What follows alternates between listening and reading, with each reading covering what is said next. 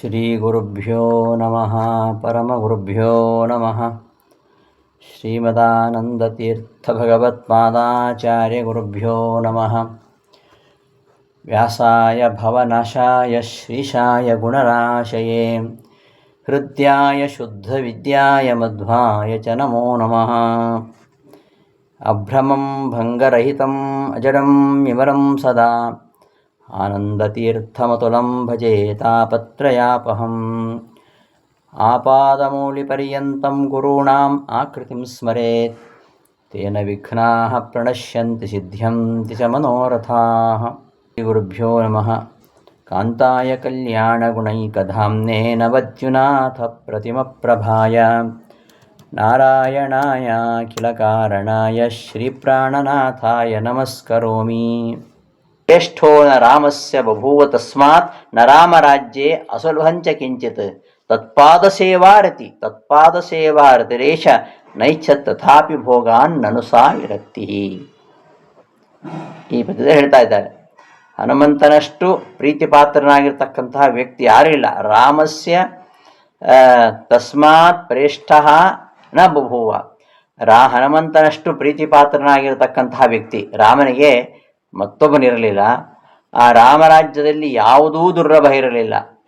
ಆದರೂ ಹನುಮಂತ ಕೇಳಿದ್ದು ಏನು ಕೇಳಿಲ್ಲ. ಏನು ಬೇಕಾದರೂ ಕೇಳ್ಬೋದಿತ್ತು ಅವನು. ಆದರೆ ಅದ್ಯಾವುದನ್ನು ಕೂಡ ಅವನು ಕೇಳಲಿಲ್ಲ. ಅವನು ಕೇಳ್ತಾ ಇರೋದೇನು ಅಂದರೆ ಅಷ್ಟೇ, ಪ್ರೇಷ್ಠೋ ನ ರಾಮಸ್ಯ ಬಹುವ ತಸ್ಮಾತ್ ನ ರಾಮರಾಜ್ಯೇ ಸುಲಭಂಚ ಕಿಂಚಿತ್. ಅಸಾಧ್ಯವಾದ ಯಾವುದೂ ಇರಲಿಲ್ಲ. ಹನುಮಂತ ಏನು ಕೇಳಿದರೂ ಕೂಡ ರಾಮರಾಜ್ಯದಲ್ಲಿ ರಾಮನಿಗೆ ಕೊಡಲಿಕ್ಕೆ ಸಾಧ್ಯ ಇತ್ತು. ಆದರೂ ಹನುಮಂತ ಕೇಳಿದ್ದೇನೆಂದರೆ ತತ್ಪಾದ ಸೇವಾ ರತಿಹಿ, ಅದೊಂದೇ ಕೇಳಿದ್ದು. ಆ ಭಗವಂತನ ಶ್ರೀರಾಮಚಂದ್ರನ ಚರಣ ಸೇವೆಯ ಹೊರತು ಬೇರೆ ಯಾವುದನ್ನು ಬಯಸಲಿಲ್ಲ. ಇದಲ್ವಾ ವಿರಕ್ತಿ, ನನುಸಾ ವಿರಕ್ತಿ. ಅಷ್ಟೆಲ್ಲ ಕೊಡಲಿಕ್ಕೆ ಬೇಕಾದನ್ನು ಕೊಡಲಿಕ್ಕೆ ಸಿದ್ಧಿದ್ದಾನೆ ರಾಮ. ರಾಮರಾಜ್ಯದಲ್ಲಿ ಯಾವುದು ಅಸಾಧ್ಯ ಇಲ್ಲ. ಆದರೂ ಹನುಮಂತ ಕೇಳಿದ್ದೇನು ಅಂದರೆ ಅವನ ಚರಣ ಸೇವೆಯ ಹೊರತು, ತತ್ಪಾದ ಸೇವಾರತಿ, ಅವನ ಚರಣ ಸೇವೆಯ ಹೊರತು ಬೇರೆ ಯಾವುದನ್ನು ಅವನು ಬಯಸಲಿಲ್ಲ. ಅದನ್ನೇ ವರ ಪಡೆದ. ಅದನ್ನೇ ಶ್ರೀಪಾದರಾಜರು ಅಜ ಪದವಿಯನ್ನು ರಾಮ ಕೊಡುವೆನೇ ಹನುಮಂತ ನಿಜಭಕ್ತಿಯನ್ನೇ ಬೇಡಿ ವರ ಪಡೆದ. ಅದು ಯಾವುದನ್ನು ಅವನು ಬಯಸಲಿಲ್ಲ. ಅವನು ಬೇಡಿದದೊಂದೇ, ನಿಜ ಭಕ್ತಿಯನ್ನು ಬೇಡಿ ವರ ಪಡೆದ. ಆ ಪರಮಾತ್ಮನಲ್ಲಿ ತತ್ಪಾದ ಸೇವಾರತಿ, ಅವನ ಚರಣ ಸೇವೆಯನ್ನು ಮಾತ್ರ ಅವನು ಕೇಳಿದ ಹೊರತು ಇನ್ಯಾವುದನ್ನು ಕೇಳಲಿಲ್ಲ. ಮುಖ್ಯ ಪ್ರಾಣದೇವರು ಅವರು ಎಲ್ಲ ದೇವತೆಗಳಿಗಿಂತಲೂ ಶ್ರೇಷ್ಠರು. ಎಲ್ಲ ದೇವತೆಗಳಿಂದಲೂ ಸರ್ವಕಾಲದಲ್ಲಿಯೂ ಪೂಜ್ಯರಾಗಿರತಕ್ಕಂಥವರು ಮುಖ್ಯ ಪ್ರಾಣದೇವರು. ಅಂತಹ ಮುಖ್ಯ ಪ್ರಾಣದೇವರು ಪರಮಾತ್ಮನ ಅಪ್ಪಣೆಯಂತೆ ಈ ದ್ವಾರಪಾಲಕ ಆಗಿರತಕ್ಕಂತಹ ಜಯ ವಿಜಯರು, ತ್ರೇತೆಯಲ್ಲಿ ರಾವಣ ಕುಂಭಕರ್ಣ ಇವರ ಒಂದು ಶಾಪ ವಿಮೋಚನೆಗೋಸ್ಕರವಾಗಿ ಬಂದವರು. ಅವರಿಗೆ ಬಂದಂತಹ ಅಜ್ಞಾನವನ್ನು ನಾಶ ಮಾಡಿ ಶುದ್ಧವಾದ ಜ್ಞಾನವನ್ನು ಕೊಡಲಿಕ್ಕಾಗಿ ಮುಖ್ಯ ಪ್ರಾಣ ದೇವರು ಅವತಾರ ಮಾಡಿದರು. ಎಲ್ಲ ದೇವತೆಗಳು ಕೂಡ ಅವತಾರ ಮಾಡಿದರು. ಆ ರಾಕ್ಷಸನ ಸಂಹಾರ ಮಾಡಲಿಕ್ಕೋಸ್ಕರವಾಗಿ ಈ ಒಂದು ಪ್ರಧಾನವಾಗಿರತಕ್ಕಂತಹ ಈ ಒಂದು ಭಗವಂತನ ಭೂಭಾರಣ ಕಾರ್ಯದಲ್ಲಿ ಪ್ರಧಾನಾಂಗಂ ಹಿ ಮಾರುತಿ, ಪರಮಾತ್ಮನ ನಂತರದಲ್ಲಿ ಜೀವ ಸಮೂಹಕ್ಕೆ ಅಧಿಪತಿಯಾಗಿರತಕ್ಕಂಥವರು, ಪರಮಾತ್ಮನ ಪ್ರಧಾನವಾಗಿರ್ತಕ್ಕಂತಹ ಅಂಗ, ಪರಮಾತ್ಮನ ಕಾರ್ಯದಲ್ಲಿ ಪ್ರಧಾನವಾಗಿರತಕ್ಕಂತಹ ಅಂಗ ಎನಿಸಿಕೊಂಡಿರ್ತಕ್ಕಂಥವರು, ಎಲ್ಲ ಸಜ್ಜನರಿಗೂ ತ್ರಿಲೋಕ ಗುರುವಾಗಿರತಕ್ಕಂಥವರು, ಇಂದ್ರಿಯಾಭಿಮಾನಿ ಸೂರ್ಯಾದಿ ದೇವತೆಗಳಿಗಿಂತಲೂ ಶ್ರೇಷ್ಠರಾಗಿರ್ತಕ್ಕಂಥವರು. ಅಂತಹ ಮುಖ್ಯ ಪ್ರಾಣದೇವರು ಹನುಮಂತನಾಗಿ ಅವತರಿಸಿ ದುಷ್ಟ ಶಿಕ್ಷಣ ಶಿಷ್ಟ ರಕ್ಷಣ ಇದಕ್ಕೆ ಸಹಾಯಕನಾಗಬೇಕು ಅಂತ ಏನೋ ದೇವತೆಗಳು ಪ್ರಾರ್ಥನೆ ಮಾಡಿದ್ರು. ಹಾಗೂ ಪರಮಾತ್ಮೆಯನ್ನು ಅಪ್ಪಣೆ ಮಾಡಿದ್ದ. ಅವನ ಅಪ್ಪಣೆಯಂತೆ ಅವತರಿಸಿ ಅವರು ಇಷ್ಟು ಕಾರ್ಯವನ್ನು ಮಾಡಿದ್ದಾರೆ. ಇಷ್ಟೆಲ್ಲ ಮಾಡಿಯೂ ಅವರು ಕೇಳಿದ್ದೇನೆಂದರೆ ಆ ಪರಮಾತ್ಮನ ಪಾದ ಸೇವೆಯನ್ನು ಮಾತ್ರ. ಅಂತಹ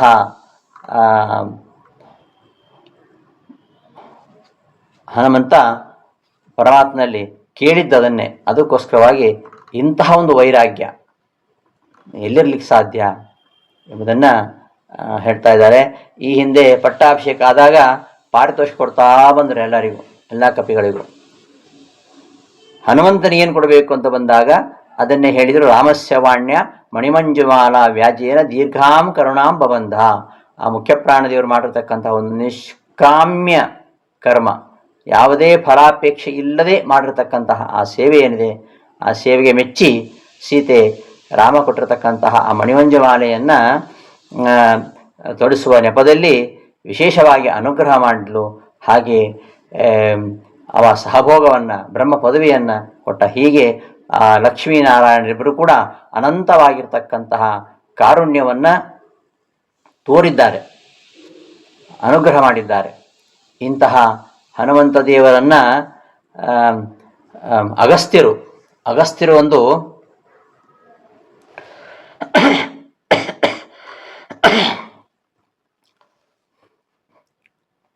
ಅಗಸ್ತ್ಯರು ಹೇಳ್ತಾರೆ, ಸಸೂತ್ರ ವೃತ್ಯರ್ಥ ಪದಂ ಮಹಾರ್ಥಂ ಸಸಂಗ್ರಹಂ ಸಾದಿತಿ ವೈ ಕಪೀಂದ್ರ. ಸಸೂತ್ರ ವೃತ್ತಿ ಅಂದರೆ ಅನುವ್ಯಾಖ್ಯಾನ, ಅರ್ಥಪದ, ಸಸೂತ್ರ ವೃತ್ಯರ್ಥ ಪದ. ಸಸೂತ್ರ ವೃತ್ತಿ ಅಂದರೆ ಅನುವ್ಯಾಖ್ಯಾನ, ಅರ್ಥಪದ ಅಂದರೆ ಪದಗಳ ಅರ್ಥ, ಅದನ್ನು ವಿವರಿಸ್ತಕ್ಕಂತಹ ಭಾಷ್ಯವನ್ನು ಸಸಂಗ್ರಹಂ ಮತ್ತು ಸಂಗ್ರಹ ರೂಪವಾದ ಭಾಷ್ಯ ಅಂದರೆ ಅಣುಭಾಷ್ಯ. ಸೂತ್ರಕ್ಕೆ ಭಾಷ್ಯ, ಭಾಷ್ಯದ ವಿವೃತಿ ರೂಪವಾಗಿರತಕ್ಕಂತಹ ಅನುವ್ಯಾಖ್ಯಾನ, ಅದರ ಸಂಕ್ಷೇಪವಾಗಿರತಕ್ಕಂತಹ ಅಣುಭಾಷ್ಯ. ಇವುಗಳನ್ನು ಮುಂದೆ ಹನುಮಂತ ದೇವರು ಮುಂದೆ ಅವತಾರವೆತ್ತಿ ಶ್ರೀಮದಾಚಾರ್ಯರಾಗಿ ಬಂದಾಗ ರಚಿಸ್ತಾರೆ ಎಂಬ ಅದ್ಭುತವಾಗಿರತಕ್ಕಂತಹ ವಿಷಯವನ್ನು ರಾಮಾಯಣದಲ್ಲಿಯೇ ಅಗಸ್ತ್ಯರು ಶ್ರೀಮದಾಚಾರ್ಯರ ಅವತಾರವನ್ನು ಸೂಚಿಸಿದ್ದಾರೆ. ಸಸೂತ್ರ ವೃತ್ಯರ್ಥ ಪದಂ ಮಹಾರ್ಥಂ ಸಸಂಗ್ರಹಂ ಸಾಧು ಇತಿ ವೈ ಕಪೀಂದ್ರ. ಈ ಕಪೀಂದ್ರ ಹನುಮಂತ ಸಸೂತ್ರ ವೃತ್ಯರ್ಥ, ಸೂತ್ರಸಹಿತವಾಗಿ ಬ್ರಹ್ಮಸೂತ್ರಗಳ ಅರ್ಥ ಅದನ್ನು ಹೇಳ್ತಕ್ಕಂತಹ ಅನುವ್ಯಾಖ್ಯಾನ, ಬ್ರಹ್ಮಸೂತ್ರ ಭಾಷ್ಯ, ಅಣುಭಾಷ್ಯಗಳನ್ನು ರಚನೆ ಮಾಡ್ತಾರೆ ಅಂತ ಅಗಸ್ತ್ಯರು ಹೇಳಿದ್ದಾರೆ. ಅಂಥ ಹನುಮಂತ ದೇವರು ಶ್ರೀರಾಮಚಂದ್ರರು ಅಂಥ ಹನುಮಂತ ದೇವರನ್ನು ಶ್ರೀರಾಮ ಹಾಗೂ ಸೀತೆ ಇಬ್ಬರು ಅನುಗ್ರಹ ಮಾಡಿದ್ದಾರೆ. ಅವ ಕೇಳಿದ್ದು ಕೇವಲ ಆ ಪರಮಾತ್ಮನ ಪಾದಸೇವೆ ಎಂಬುದನ್ನು ಈ ಪದ್ಯದಲ್ಲಿ ಹೇಳಿಕೊಟ್ಟಿದ್ದಾರೆ. ಪ್ರೇಷ್ಠೋ ನ ರಾಮಸ್ಯ ಬಭೂವ ತಸ್ಮಾನ್ ನ ರಾಮರಾಜ್ಯೆ ಅಸುಲಭಂಚ ಕಿಂಚಿತ್ ತತ್ಪಾದಸೇವಾರತಿ ಏಷಃ ನೈಚ್ಛತ್ ತಥಾಪಿ ಭೋಗಾತ್ ನನು ಸಾ ವಿರಕ್ತಿ. ಅವರು ಭೋಗಾನ್ ನ ಐಚ್ಛತ್, ಯಾವ ಭೋಗಗಳನ್ನು ಇಚ್ಛಿಸಲಿಲ್ಲ. ಸುಖ ಸಾಧನವಾಗಿರತಕ್ಕಂತಹ ವಸ್ತುಗಳು ರಾಮರಾಜ್ಯದಲ್ಲಿ ಅಸುಲಭ ಆಗಿರಲಿಲ್ಲ, ಕಷ್ಟ ಆಗಿರಲಿಲ್ಲ, ಬೇಕಾದ ಕೊಡಬಹುದಿತ್ತು. ದುರ್ಲಭವಾದದ್ದು ಯಾವುದೇ ಇರಲಿಲ್ಲ. ಆದರೂ ಕೂಡ ಅವ ಕೇಳಿದ್ದೇನೆಂದರೆ ತತ್ಪಾದ ಸೇವಾರತಿ, ಭಗವಂತನ ಪಾದ ಸೇವೆಯನ್ನೇ ಬಯಸ್ತಕ್ಕಂತಹ ಹನುಮಂತ ಭೋಗಾನ್ ನ ಐಚ್ಛತಿ, ಭೋಗಗಳನ್ನು ಬಯಸಲಿಲ್ಲ, ಯಾವ ಭೋಗಗಳನ್ನು ವಿಷಯ ಸುಖಾನುಭೋಗಗಳನ್ನು ಬಯಸಲಿಲ್ಲ. ಸಾ ವಿರಕ್ತಿ ನನು, ಅದಲ್ವ ವೈರಾಗ್ಯ ಅಂದರೆ. ಎಲ್ಲ ಇದ್ದು ಬೇಡ ಅಂತ ಹೇಳೋದು ವೈರಾಗ್ಯ. ಏನೂ ಇಲ್ಲದೆ ವೈರಾಗ್ಯ ಅಂತ ಅದಕ್ಕೆ ಅಭಾವ ವೈರಾಗ್ಯ ಅಂತಾರೆ. ಎಲ್ಲವೂ ಇತ್ತು, ಅವ್ರಿಗೇನು ಕಡಿಮೆ ಇತ್ತು? ಏನು ಕಡಿಮೆ ಇರಲಿಲ್ಲ. ಆದರೂ ಜಯತೀರ್ಥರಿಗೆ ವೈರಾಗ್ಯ ಬಂತು, ಎಲ್ಲ ಸಂಪತ್ತಿತ್ತವರಿಗೆ, ಅದು ವೈರಾಗ್ಯ. ಏನು ಇಲ್ಲದೇ ಇದ್ದರೆ ವೈರಾಗ್ಯ ಬರ್ತದೆ, ಅದು ಅಭಾವ ವೈರಾಗ್ಯ. ಭಾವವೈರಾಗ್ಯ ಇರಬೇಕು. ಎಲ್ಲವೂ ಇದ್ದು ಅದು ಬೇಡ ಅಂತ ಹೇಳುವಂಥದ್ದು. ಅಂತಹ ವಿರಕ್ತಿ ಅದು ಹನುಮಂತ ದೇವರಲ್ಲಿ ಇರುವಂಥದ್ದು. ರಾಮನಿಗೆ ತಸ್ಮಾತ್ ಪ್ರೇಷ್ಠ, ಅವನಿಗಿಂತಲೂ ಹನುಮಂತನಿಗಿಂತಲೂ ಪ್ರೇಷ್ಠ ಅತಿಶಯ ಪ್ರೀತಿ ಪಾತ್ರರು ನ ಬಭೂವ, ಯಾರೂ ಇರಲಿಲ್ಲ. ರಾಮರಾಜ್ಯೆ, ಶ್ರೀರಾಮನ ರಾಜ್ಯದಲ್ಲಿ ಕಿಂಚಿಚ್ಚ, ಯಾವುದು ಅಸುಲಭಂ ದುರ್ಲಭವಾದುದು ನ ಇರಲಿಲ್ಲ. ತಥಾಪಿ, ಹಾಗಿದ್ದಾಗ್ಯೂ ತತ್ಪಾದ ಸೇವಾರತಿ, ತತ್ ಆ ರಾಮನ ಪಾದಗಳ ಸೇವೆಗಳಲ್ಲಿ ರತಿ ಪ್ರೀತಿಯುಳ್ಳಂತಹ ಯಶಃ ಹನುಮಂತ ದೇವರು ಭೋಗಾನ್ ನ ಇಚ್ಛತ್, ಯಾವ ಸುಖ ಭೋಗಗಳನ್ನು ಕೂಡ ಅವರು ಇಚ್ಛಿಸಲಿಲ್ಲ.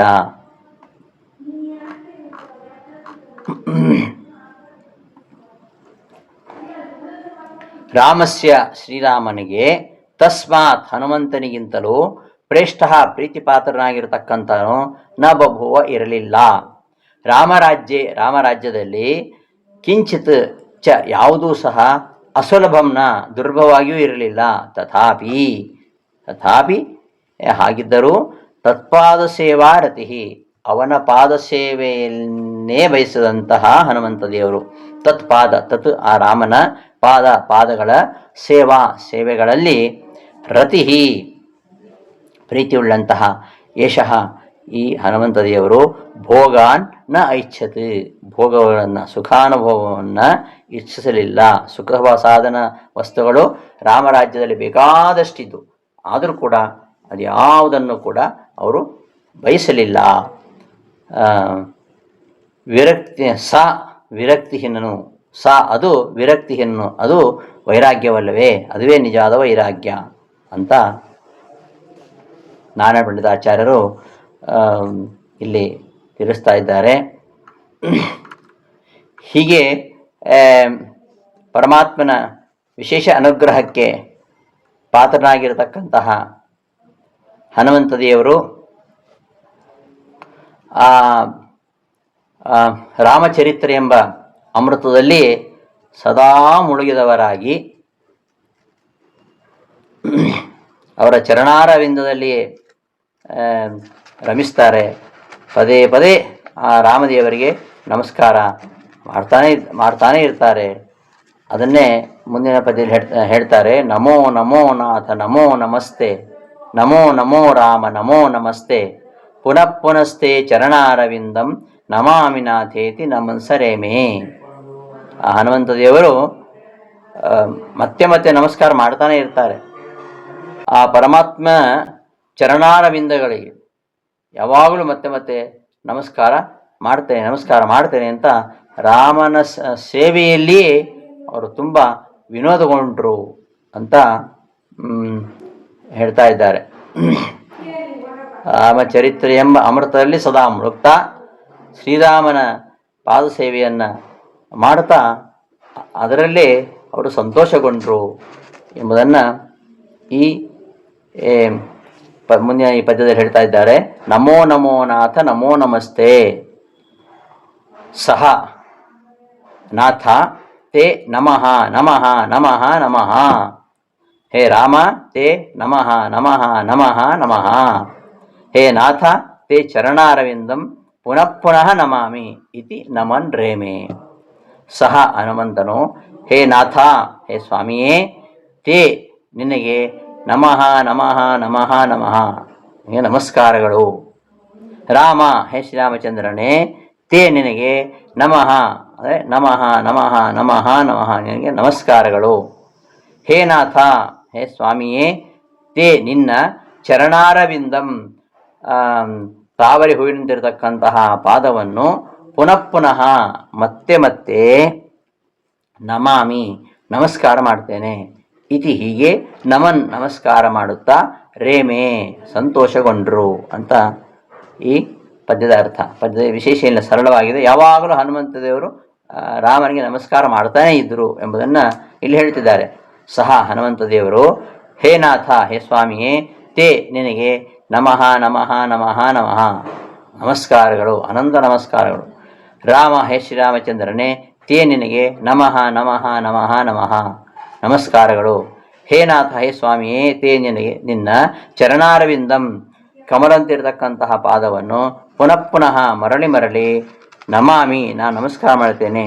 ಈ ರೀತಿಯಾಗಿ ನಮಸ್ಕಾರ ಮಾಡುತ್ತಾ ರೇಮೆ ವಿನೋದಗೊಂಡ್ರು ಅಂತ ಈ ಪದ್ಯದ ಅಭಿಪ್ರಾಯ. ಏನು ಹೇಗೆ ವರ್ಣಿಸಲಿ ಅಂತ ಕಿಂ ವರ್ಣಯಾಮಃ ಪರಮಂ ಪ್ರಸಾದಂ.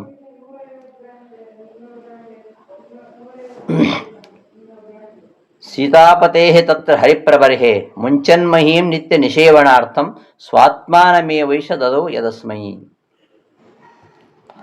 ರಾಮ ಎಷ್ಟು ಅನುಗ್ರಹ ಮಾಡಿದ ಎಂಬುದನ್ನು ಏನಂತ ವರ್ಣಿಸಲಿ, ಹೇಗೆ ವರ್ಣಿಸಲಿ ಸಾಧ್ಯವೇ ಇಲ್ಲ ಅಂತ. ಎಷ್ಟು ರಾಮ ಅನುಗ್ರಹ ಮಾಡಿದ್ದಾನೆ ಹನುಮಂತ ದೇವರಿಗೆ ಎಂಬುದನ್ನು ವರ್ಣನೆ ಮಾಡಲಿಕ್ಕೆ ಸಾಧ್ಯವೇ ಇಲ್ಲ. ಕಿಂ ವರ್ಣಯಾಹ ಪರಮ ಪ್ರಸಾದಂ, ಆ ರಾಮನು ಮಾಡಿದಂತಹ ಪರಮ ಪ್ರಸಾದ ಅದು ತುಂಬ ಅನುಗ್ರಹ. ಅದು ಎಷ್ಟು ಅಂತ ವರ್ಣನೆ ಮಾಡಲಿಕ್ಕೆ ಸಾಧ್ಯ ಇಲ್ಲ. ಯತ್ ಏಷಃ ಮಹಿ ಮುಂಚನ್ ನಿತ್ಯ ನಿಷೇವಣಾರ್ಥಂ ಅಸ್ಮೈ ಸ್ವಾತ್ಮಾನಮೇವ ದದೌ. ರಾಮದೇವರು ಹನುಮಂತನ ಅವತಾರ ಕಾರ್ಯ ಮುಗೀತು, ಪರಮಾತ್ಮನ ರಾಮಾವತಾರ ಕಾರ್ಯ ಮುಗೀತು. ಮುಂದೆ ವೈಕುಂಠಕ್ಕೆ ತೆರಳುವಾಗ ಹನುಮಂತ ದೇವರಿಗೆ ಏನು ಕೊಡಬೇಕು? ಹೋಗುವಾಗ ಏನು ಉಡುಗೊರೆ ಕೊಡಬೇಕಲ್ಲ, ಏನು ಕೊಡಬೇಕು? ಏನು ಕೊಟ್ಟರು ಕಡಿಮೆ ಅಂತ ಹೇಳ್ತಾ ಹನುಮಂತ ದೇವರಿಗೆ ಸ್ವಾತ್ಮಾನಮೇವೈಷದವು. ಏನು ಕೊಟ್ಟರು ಅಂದರೆ ತನ್ನ ರೂಪವನ್ನೇ ಕೊಟ್ಟ ಅಂತ. ಸ್ವಾತ್ಮಾನಮೇವ, ತನ್ನನ್ನೇ ಕೊಟ್ಟ ಅಂತ. ಅವನನ್ನು ಯಾವಾಗಲೂ ಸೇವಿಸಬೇಕು. ಹನುಮಂತ ಯಾವಾಗಲೂ ಪರಮಾತ್ಮನ ಸೇವಿಸ್ತಾ ಇರಬೇಕು. ಅಂತಹ ಒಂದು ರೂಪವನ್ನೇ ಆ ಹನುಮಂತ ದೇವರಿಗೆ ಕೊಟ್ಟ. ಆದ್ದರಿಂದ ರಾಮನಿಗೆ ಎಷ್ಟು ಪರಮಾತ್ಮ ಅನುಗ್ರಹ ಮಾಡಿದ ಅದನ್ನು ವರ್ಣನೆ ಮಾಡಲಿಕ್ಕೆ ಸಾಧ್ಯ ಇಲ್ಲ ಅಂತ ಹೇಳ್ತಿದ್ದಾರೆ. ಯತ್ ಯಾವ ಕಾರಣದಿಂದ ಏಷಃ ಈ ಶ್ರೀರಾಮನು ಮಹಿ ಮುಂಚನ್ ಈ ಭೂಮಿಯನ್ನು ಬಿಡುತ್ತಾ ಅಂದರೆ ಅವತಾರ ಕಾರ್ಯವನ್ನು ಮುಗಿಸ್ತಾ ನಿತ್ಯಂ ಯಾವಾಗಲೂ ನಿಷೇವಣಾರ್ಥಂ ಹನುಮಂತನಿಗೆ ತನ್ನನ್ನು ಸೇವೆ ಮಾಡಲಿಕ್ಕೆ ಯಾವಾಗಲೂ ಸೇವೆ ಮಾಡಲಿಕ್ಕೆ ಅಸ್ಮೈ ಹನುಮಂತನಿಗೆ ಆತ್ಮಾನಮೇವ ತನ್ನನ್ನೇ ದದವು. ಮನವನಿತ್ತರೆ ತನ್ನ ನೀವನು ಅಂತ ಜಗನ್ನಾಥ ಹೇಳ್ತಾರಲ್ಲ, ಹಾಗೆ ತನ್ನನ್ನೇ ಪರಮಾತ್ಮ ಕೊಟ್ಟುಬಿಟ್ಟ, ತನ್ನನ್ನೇ ದದವು ಕೊಟ್ಟನು. ಅಂತಹ ಹರಿಪ್ರಬರ್ಹೇ, ಹರಿ ಅಂದರೆ ಕಪಿಗಳು, ಹರಿಗಳಲ್ಲಿ ಪ್ರಬರಹ, ಪ್ರಬರಹ ಅಂದರೆ ಶ್ರೇಷ್ಠ. ಹರಿಪ್ರಬರ್ಹೇ ತತ್ರ, ಎಲ್ಲ ಕಪಿಗಳಲ್ಲಿಯೂ ಶ್ರೇಷ್ಠರಾಗಿರ್ತಕ್ಕಂತಹ ತತ್ರ ಹನುಮಂತ ದೇವರಲ್ಲಿ ಸೀತಾಪತೇಹೇ ಈ ಶ್ರೀರಾಮಚಂದ್ರ ಮಾಡಿರ್ತಕ್ಕಂತಹ ಅವನ ಶ್ರೀರಾಮನ ಪರಮ ಪ್ರಸಾದಂ ಪರಮ ಅನುಗ್ರಹವನ್ನು ಕಿಂ ವರ್ಣಯಾಮಃ ಏನಂತ ನಾನು ವರ್ಣಿಸಲಿ, ವರ್ಣನೆ ಮಾಡಲಿಕ್ಕೆ ಸಾಧ್ಯ ಇಲ್ಲ. ಅಂತಹ ವರ್ಣನಾತೀತವಾಗಿರತಕ್ಕಂತಹ ಅನುಗ್ರಹವನ್ನು ಹನುಮಂತನ ಮೇಲೆ ರಾಮ ಮಾಡಿದ ಎಂಬ ಅಂಶವನ್ನು ಈ ಪದ್ಯದಲ್ಲಿ ಹೇಳ್ತಿದ್ದಾರೆ. ಯತ್ ಯಾವ ಕಾರಣದಿಂದ ಏಷಃ ಈ ರಾಮನು ಮಹೀಂ ಭೂಮಿಯನ್ನು ಮುಂಚನ್ ಬಿಡುತ್ತಾ ವೈಕುಂಠಕ್ಕೆ ಹೋಗುವಾಗ ನಿತ್ಯಂ ಯಾವಾಗಲೂ ನಿಷೇವಣಾರ್ಥಂ, ನಿಷೇವಣ ಅಂದರೆ ಸೇವೆ, ನಿಷೇವಣಾರ್ಥಂ ತನ್ನನ್ನು ಸೇವೆ ಮಾಡಲಿಕ್ಕೋಸ್ಕರವಾಗಿ ಅಸ್ಮೈ ಈ ಹನುಮಂತ ದೇವರಿಗೆ ಆತ್ಮಾನಮೇವ ತನ್ನನ್ನೇ ದದವು ಕೊಟ್ಟನೋ.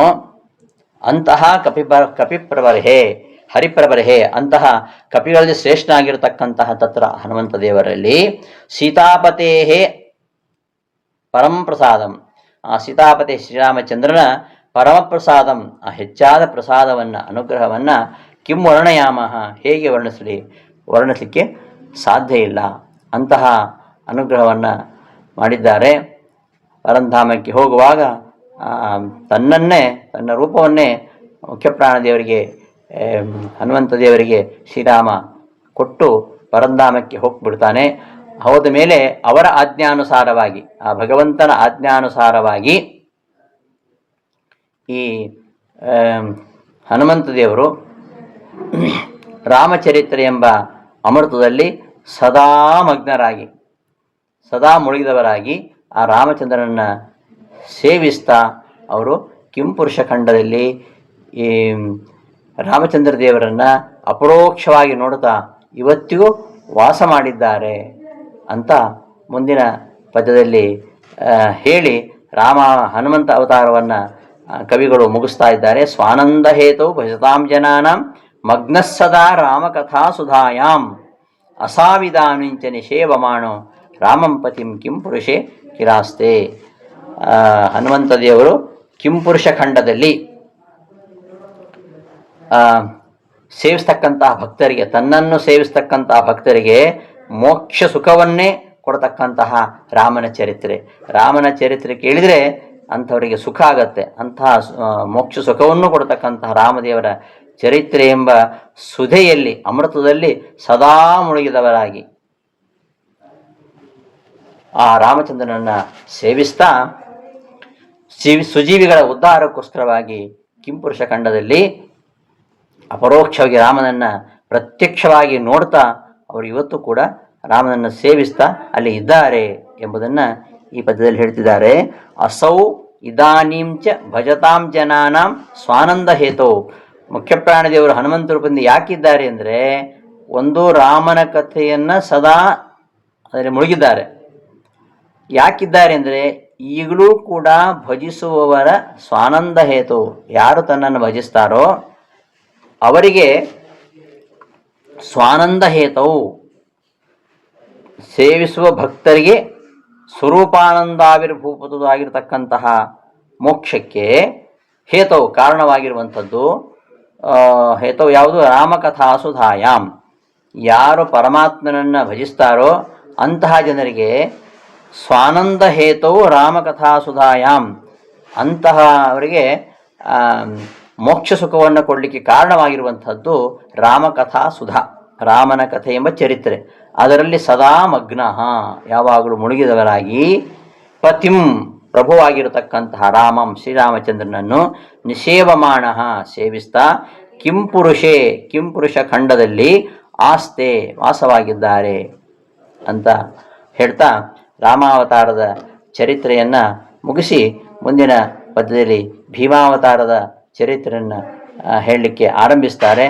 ಆ ವಿಚಾರವನ್ನು ಮುಂದಿನ ಪಾಠದಲ್ಲಿ ನೋಡೋಣ ಅಂತ ಹೇಳ್ತಾ ಈ ದಿನದ ಪಾಠವನ್ನು ಸಮಾಪ್ತಿಗೊಳಿಸ್ತೇನೆ. ಶ್ರೀಕೃಷ್ಣ ಅರ್ಪಣಮಸ್ತು. ಧನ್ಯವಾದಗಳು.